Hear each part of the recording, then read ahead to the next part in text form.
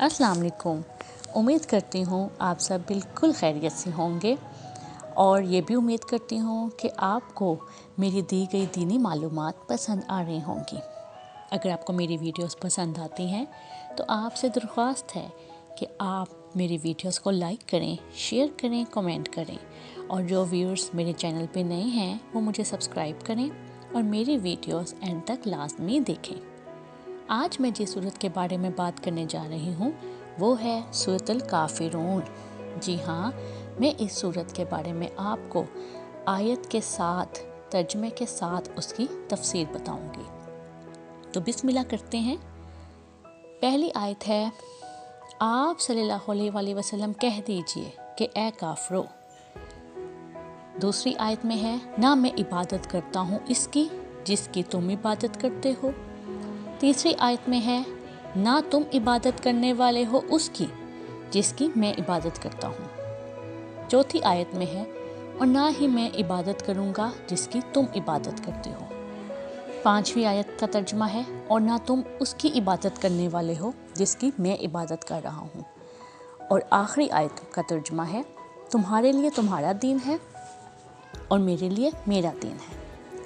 अच्छा, सबसे पहले आपको ये वाज़ह करती चलूँ कि पहली आयत में कि आप सल्लल्लाहु अलैहि वसल्लम कह दीजिए कि ए काफरो, इसमें हुक्म अगरचे नबी करीम सल्लल्लाहु अलैहि वसल्लम को ही अल्लाह ताला ने दिया है कि आप सल्लल्लाहु अलैहि वसल्लम काफरों से साफ साफ कह दें, लेकिन यह हुक्म हजूर अकरम सल्लल्लाहु अलैहि वसल्लम के लिए ख़ास नहीं है, बल्कि आपके वास्ते से, आप सल्लल्लाहु अलैहि वसल्लम के वसीले से हर मोमिन को पहुँचता है और हर मोमिन को भी वही हुक्म है कि काफिरों से साफ साफ कह दें। अब इसमें काफिर से क्या मुराद है? काफिरों के मायने हैं जिन्होंने हजूर अकरम सल्लल्लाहु अलैहि वसल्लम की रिसालत और उनकी लाई हुई तालीम को मानने से इनकार किया हो, क्योंकि हजूर अकरम सल्लल्लाहु अलैहि वसल्लम वही फरमाते जो रब के अहकामात होते थे।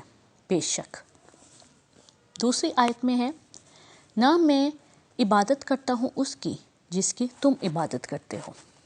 अच्छा, इस आयत में बताया है कि काफिरों को क्या कहना है। काफिरों को ये कहना है कि वो सब कफ़ार और मुशरिकीन जिनकी इबादत करते रहे हैं और कर रहे हैं, ख़वाह वो मलाइका हों, जिन हों, दरिया हों, देवता हों, तारे, दरख्त हों, सूरज हो, इन सब की इबादत मैं नहीं करूँगा। मेरा रब एक है। अल्लाह मबूदों के मजमूओं में से एक मबूद नहीं, बल्कि वही एक तन्हा मबूद है और इस मजमूए की इबादत सिरे से अल्लाह की इबादत नहीं है, अगरचे इसमें अल्लाह की इबादत भी शामिल हो। इसमें आप सल्लल्लाहु अलैहि वसल्लम कह दें कि मुशरिकीन से कि तुम वो इबादत नहीं कर सकते जो मैं करता हूँ। आयत नंबर 3 में है, ना तुम इबादत करने वाले हो उसकी जिसकी मैं इबादत करता हूँ, क्योंकि मुशरिकीन से ये कहना होगा कि वो इबादत नहीं कर सकते जिनकी इबादत मैं करता हूँ, यानी मोहदाना इबादत, एक वाहिद की इबादत, क्योंकि तुम तो शिरकाना इबादत करने वालों में से हो, क्योंकि अल्लाह ने तो ऐसे लोगों के दिलों में मोहर लगा दी हुई है। सूरत तौबा की आयत नंबर 67 में इरशाद है, वो अल्लाह को भूल गए तो अल्लाह उनको भूल गया। हालांकि अल्लाह भूलता नहीं है, बल्कि अल्लाह इस दुनिया और आखिरत में नज़रअंदाज कर देता है और जहन्नुम ही उनका दायमी ठिकाना बना देता है। क्योंकि जब रोज़े महशर में कफ़ार चीख चीख के रब को पुकार रहे होंगे तो रब फरमाएगा, जाओ अब उन्हीं मबूदों को, अपने उन्हीं देवताओं को बुलाओ और उनको कहो कि तुम्हें जहन्नुम से निजात दिलाएं जिनकी तुम पूजा करते थे, जिनको तुम मेरे साथ शिर्क ठहराते थे। उसके बाद आयत नंबर 4 में है, और ये वही आयत नंबर 2 ही रिपीट हो रही है, और ना ही मैं इबादत करूँगा जिसकी तुम इबादत करते हो। इसकी तफसीर मैं आपको पहले ही बता चुकी हूँ। और आयत नंबर 5 भी आयत नंबर 3 की तरह यहाँ पे रिपीट हो रही है, और ना तुम इसकी इबादत करने वाले हो जिसकी मैं इबादत कर रहा हूँ। क्योंकि कुछ भी हो जाए, जिन लोगों को اللہ تعالیٰ نے ہدایت دینی چھوڑ دی ہو، جن کے دلوں میں مہر لگا دی ہو، وہ چاہ کر بھی اللہ کا رستہ اختیار نہیں کر سکتے۔